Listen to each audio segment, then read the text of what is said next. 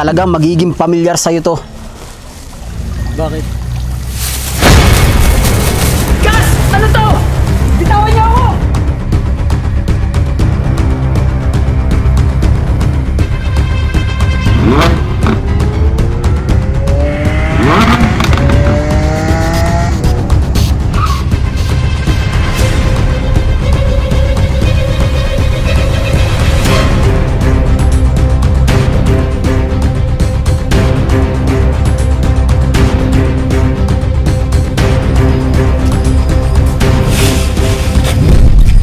Pala, kwentuhan mo naman ako ng karanasan mo sa US kung paano ka nanalo sa boxing.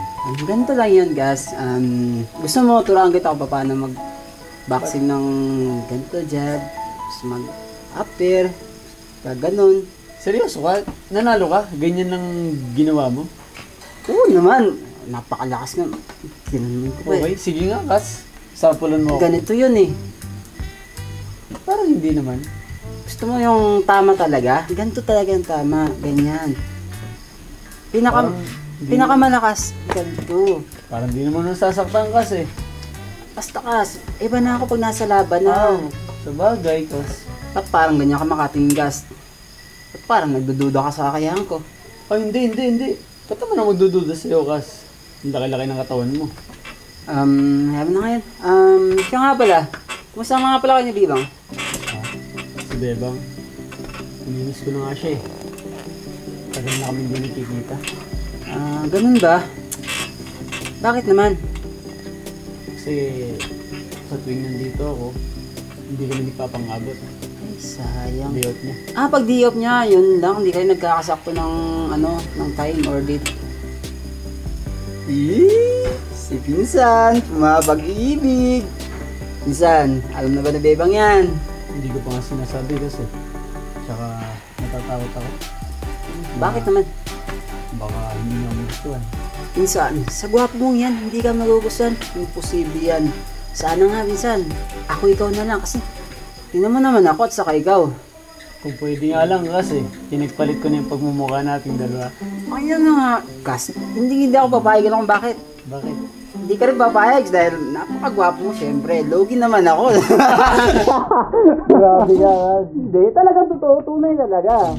Pero salamat, Kas ha. Kasi nandiyan ka. Kas, positive lang tayo kasi sa lahat ng bagay, hindi ka na magugustuhan. Kas, huwag kang umasa na, hindi ako magugustuhan. Magugustuhan kanya, positive lang at saka relax ka lang, Kas. Kala ko hindi ko kayang seryosohin ka ba? Kamatulad lang ikaw sa aking nakaraan, di ba? Alam mo kung bakit nga kita binalaan sapagkat hindi. Gusto na nga pala si Tito sa sa ibang bansa. Ayun, Kas, ako yung nag-alaga kay Dad nung nasa Amerika. Umuwi ako ng States para alagaan siya. So ngayon, naka-recover na siya. Si Tita pala, kamusta? So yun, guys, medyo hindi rin maganda yung nangyari sa buhay ko kasi yung mama and dad ko medyo nagkasunod sila na matay kaya Sorry to hear that, Kas. Di sana sinabihan mo man lang ako para nakapunta ako sa US. it's okay, guys, kasi ayaw ko na rin maalala yung mga nangyari sa kanila na gusto ko na rin nakalimutan para makamove on na rin ako kasi napakatagal na rin na panahon. Ang hirap din kasi pag pabalik-balik. Ang sakit pa rin kasi, guys, eh. It's okay, Kas. It's okay.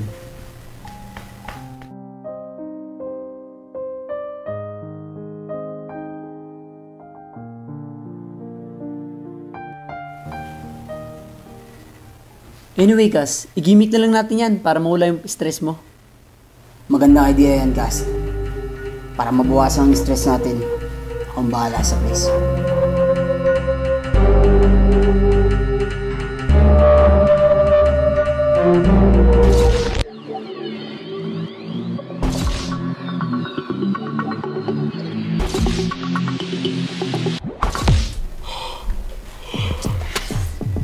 Carlos?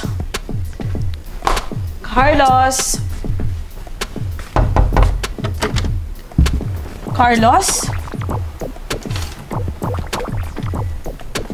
Carlos?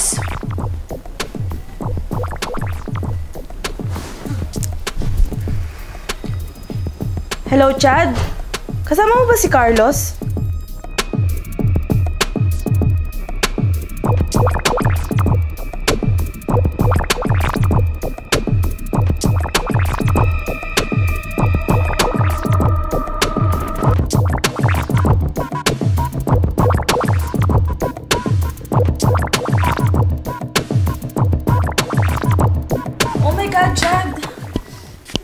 ina-expect na pupunta ka dito sa amin kahit gantong kaaga, 4 a.m. Sobrang nag-aalala lang talaga ako kay Carlos. Na-appreciate ko yung effort mo. Eh, okay lang yun. Gusto lang talaga kitang samahan kasi unang-una sa lahat, ayoko nag-aalala ka. Tsaka syempre, baka ma-stress ka.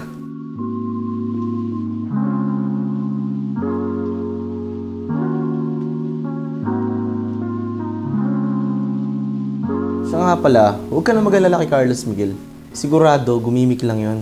Kasi alam mo naman ng mga lalaki, lalo pag single ka, di ba? Hindi ko kasi maiwasang hindi mag-alala eh. Lalo ngayon, gantong oras, alanganin. Di man lang siya nagsabi, hindi siya nagpaalam sa akin. Remember, hindi naman talaga siya nagpapaalam sa'yo. Kaya huwag ka na mag-alala. Sa bagay.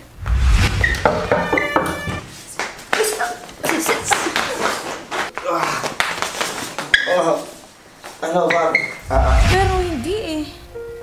Chad, alam mo yun, iba na kasi yung treatment sa akin ni Carlos ngayon.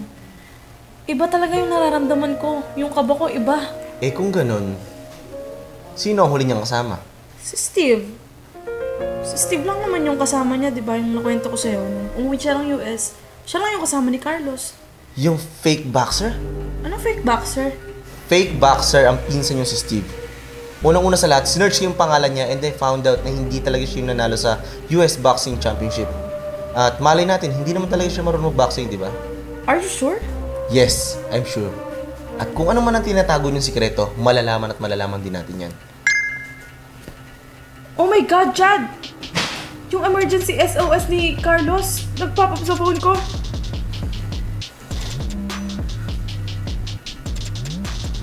Sinasabi ng GPS na to kung nasan si Carlos Miguel. But I'm not familiar with this place. I know that place. Wala nagpupunta dyan dahil liblib na lugar yan.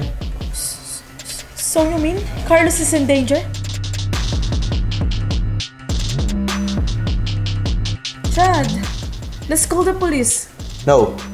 Ako na lang pupunta kay Carlos Miguel. At ikaw, dito ka na lang.